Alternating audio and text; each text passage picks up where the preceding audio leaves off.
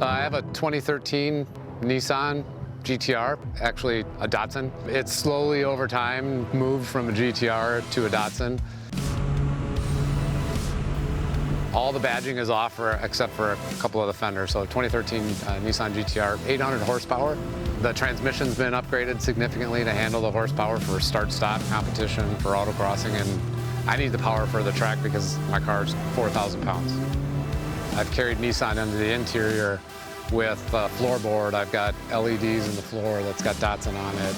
I've got Datsun in the trunk. I actually even ordered a Datsun emblem from the front of a Datsun that's in Thailand, brand new. Shaved it off and it's on the back of the car, so it's Datsun all over. A lot of guys are drag racing and making them go fast.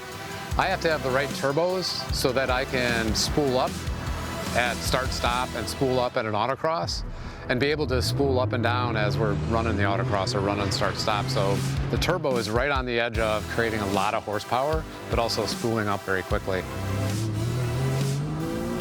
A lot of guys out here are taking weight out. I've actually added a lot of weight, subs in the back, amp in the trunk, to get the D&E points that, you know, are ever elusive, I guess I'd say. Last year I put carbon fiber seats in the back.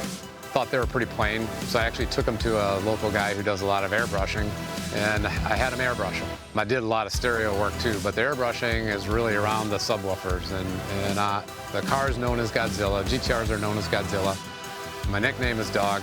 My daughter calls me Junkyard, so I had to have something in the back. So I've got Godzilla in one seat fighting Junkyard Dog in the other seat, and it goes right across the subwoofers, and the flames coming from Godzilla go across the subwoofers in the back. So it's pretty entertaining to see people when they actually look in the back seat and see what's truly back there.